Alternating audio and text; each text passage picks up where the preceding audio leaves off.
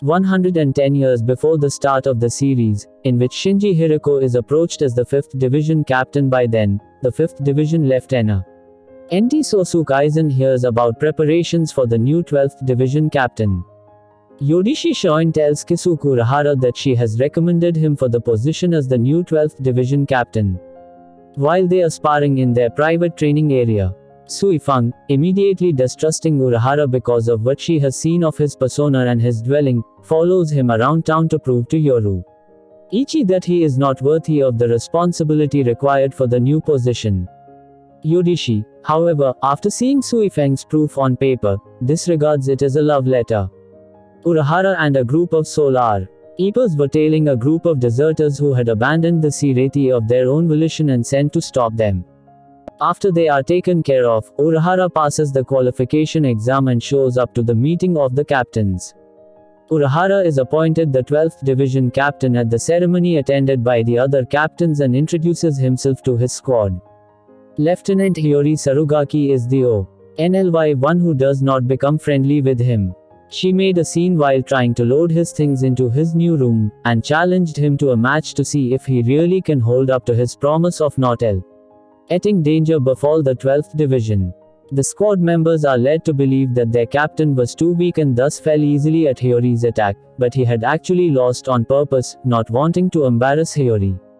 Later that night, Hiroko and Urahara are sitting outside, and Hiroko tells Urahara that Hiyori loved the previous captain of the 12th Division like a mother and that she would be difficult to replace in her heart.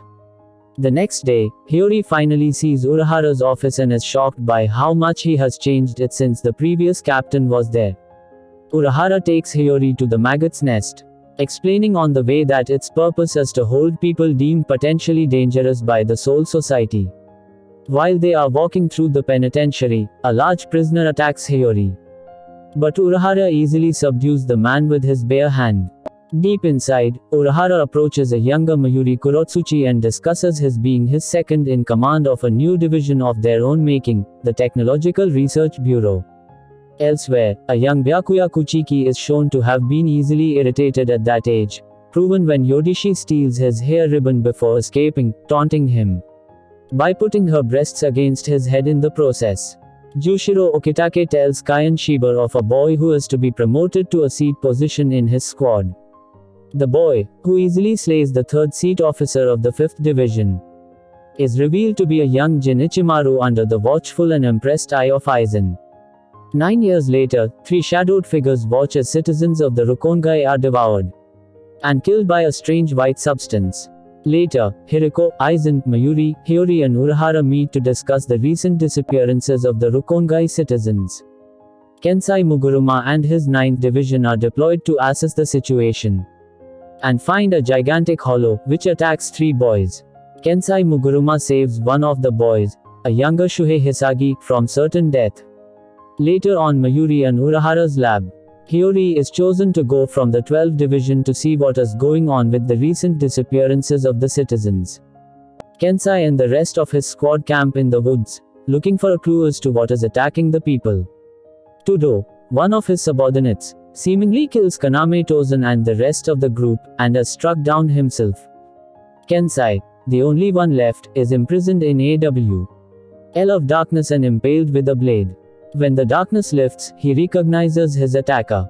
The spiritual energies of Kensai and his squad vanish, sparking a serious situation in the Soul Society. An emergency captain's meeting is held to determine who will oversee the situation. Urahara appears late and pleads his case to go, but Genrusei Shigekuni Yamamoto does not grant his request. Instead, Hiroko, Lawaikawa, Rojuro, Rose, Otoraibushi, Yadomaru Lisa and Hachigan Ushoda, from the Kido Corps, are dispatched. In the woods, Hiyori is attacked by a grotesque and powerful hollow revealed to be Kensai. Hiroko arrives to save her, along with the rest of the captains, but soon Mashiro Kuna appears and also transforms into a hollow and attacks the group. Hachigan binds both Mashiro and Kensai, but the latter escapes through brute strength alone. Meanwhile, Urahara is torn at his decision to send Hiyori out alone and defies orders that he is not to go, using a cloak that completely masks his energy. Before he can set out, Tessai Tsukabishi, also of the Kido Corps, accompanies him. The 8th Division Captain Sensei Kyoriko is out late when he happens upon Nano Eyes, his future lieutenant, who wonders if Lisa will be alright. Kensei's new abilities overpower most of the group, until Hachigan finally binds him with a powerful spell. Hiriko is then brutally attacked by Hiyori, who is now a hollow. Tozen incapacitates the group, with the exception of Hiriko.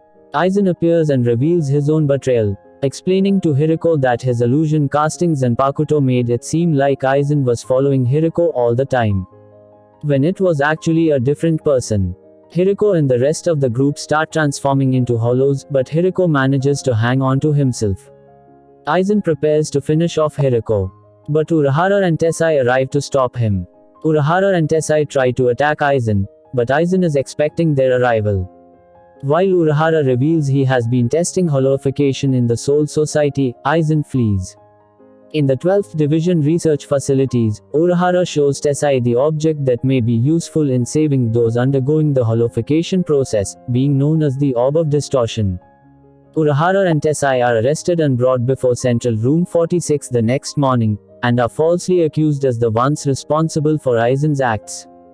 Just before the two are detained, Yodishi breaks in and takes them back to her hideout, along with the 8 Soul Reapers undergoing hollowification. Urahara declares that he will find out how to save them. Time flashes forward to present day at the Wizards' headquarters, as Hiriko says that they appreciate what they have become thanks to Urahara and Aizen, and the group leaves.